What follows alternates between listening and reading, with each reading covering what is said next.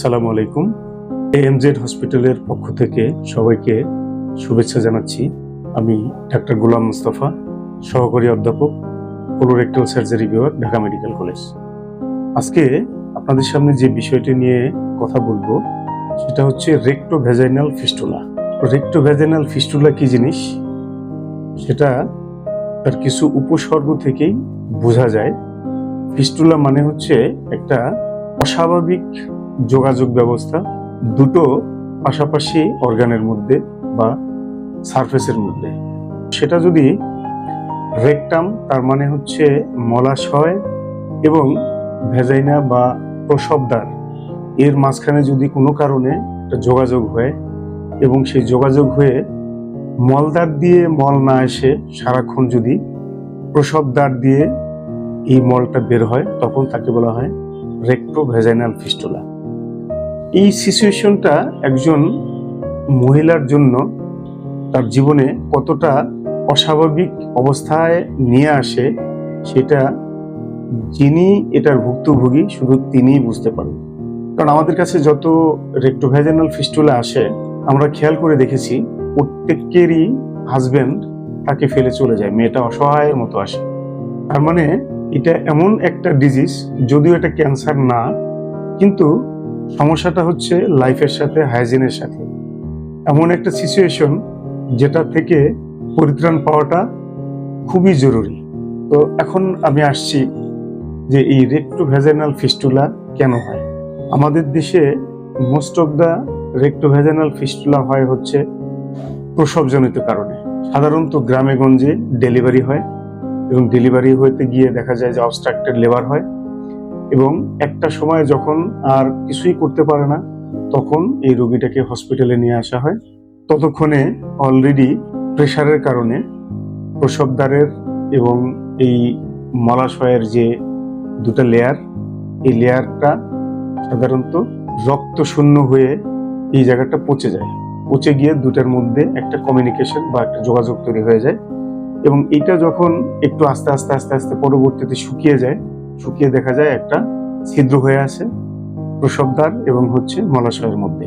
যেহেতু মলাশয়ে comparatively pressure বেশি থাকে, সে কারণে মলাশয় থেকে মল প্রসবদ্বারের মধ্যে দিয়ে চলে আসে এবং সবসময় আসতে থাকে, কাপড় নষ্ট হতে থাকে এবং একটা দুর্গন্ধময় অবস্থা থাকে। এবং এমন সিচুয়েশনটাতে আসলে যিনি ভুক্তভোগী তার জীবনটা যে কতটা অসহায়তার মধ্যে পড়ে যায়, এটা আমরা যারা কাছ থেকে দেখি রোগীদেরকে, তাদের ক্ষেত্রে এটা বুঝি। আর যিনি ভুক্তভোগী উনি বুঝেন যে উনি তখন সমাজে, পরিবারে এবং ব্যক্তিগতভাবে কতটা নিগৃহীত হন। এটা হচ্ছে রেক্টোভ্যাজাইনাল ফিস্টুলার অন্যতম কারণ, যেটা হলো অবস্ট্রাক্টেড লেবার থেকে হয়। এছাড়া আরো কিছু কারণ আছে, যেমন ধরুন কোনো সময় দেখা গেল হয় মলদ্বারে অথবা প্রসবদ্বারে কোনো একটা অপারেশন হলো, অপারেশন পরবর্তী কমপ্লিকেশন হয়ে ওই জায়গাটায় আলসার হলে, আলসার হয়ে স্লাপ আউট হয়ে হতে পারে। আরেকটা কারণ আছে, সেটা হচ্ছে রেডিয়েশন থেকে, অর্থাৎ রেডিয়েশন প্রক্টাইটিস হয়ে তখন এখান থেকে হতে পারে। এছাড়া আরেকটা ডিজিজ রয়েছে, সেটার নাম হচ্ছে ক্রনস ডিজিজ, অর্থাৎ ক্রনস ডিজিজ থেকেও কিন্তু এই রেক্টোভ্যাজাইনাল ফিস্টুলা হতে পারে। তবে সবচেয়ে এক নাম্বার যদি আমরা কারণ চিন্তা করি, তাহলে সেটা হচ্ছে অবস্ট্রাক্টেড লেবার থেকে। 2 নাম্বার কারণ হচ্ছে রেডিয়েশন ইনডিউসড। 3 নাম্বার হচ্ছে ওই জায়গাটাতে অপারেশন পরবর্তী জটিলতা থেকে হতে পারে। 4 নাম্বারে হচ্ছে কিছু ডিজিজ, যেমন inflammatory bowel disease like Crohn's disease. এই ক্ষেত্রে কিন্তু এই রেক্টোভ্যাজাইনাল ফিস্টুলা হতে পারে।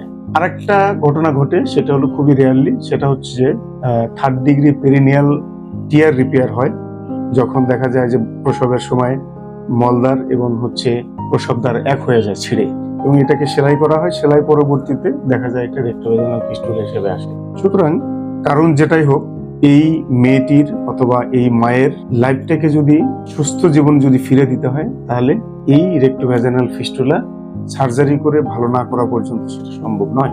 সুতরাং এই ফিস্টুলার চিকিৎসা কিন্তু কোনোভাবে কোনো ওষুধ দিয়ে সম্ভব নয়, বা ওষুধ দিয়ে কখনো এটা ভালো হবে না। এটা হচ্ছে এমন একটা ডিজিজ যেটা সার্জিক্যাল ডিজিজ, এবং সার্জিক্যাল ইন্টারভেনশন ছাড়া এটা ভালো হওয়ার সুযোগ নেই। কিন্তু আনফরচুনেটলি এই রোগটা এমন একটা রোগ যেটা সহজে ভালো হতে চায় না, অর্থাৎ মাল্টিপল সার্জারিতেও এটা ফেল হতে পারে, বারে বারে এটা অপারেশন করার পরেও দেখা যায় ফিরে আসতে পারে। এবং অপারেশন করতে গিয়ে আমাদের অনেকগুলো প্রসিডিউর রয়েছে রেক্টোভেজানাল ফিস্টুলার রিপেয়ারের, সেই ডিটেলস আমি যাচ্ছি না।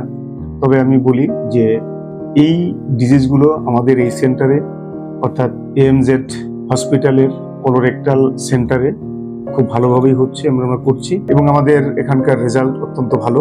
এখন পর্যন্ত আউটকাম যথেষ্ট ভালো এবং রোগীদের কমপ্লায়েন্স অনেক বেশি। সুতরাং আমি বলবো, যদি কারো এরকম কোনো প্রবলেম হয়ে থাকে, পরিবারের কারো না হোক সেটাই আশা করি এবং প্রার্থনা করি, কিন্তু যদি হয় তাহলে তার চিকিৎসার জন্য যেখানে সেখানে না ঘুরে আমার মনে হয় আপনারা যোগাযোগ করতে পারেন এএমজেড হসপিটাল কোলোরেক্টাল সেন্টার। আমি এখানে ডাক্তার গোলাম মোস্তফা এবং আমার টিম কাজ করি। সুতরাং রেক্টোভেজানাল ফিস্টুলা থেকে সাফারিংস মুক্ত হন এবং সাথে সেই শুভকামনায় আজকের মতো বিদায় নিচ্ছি।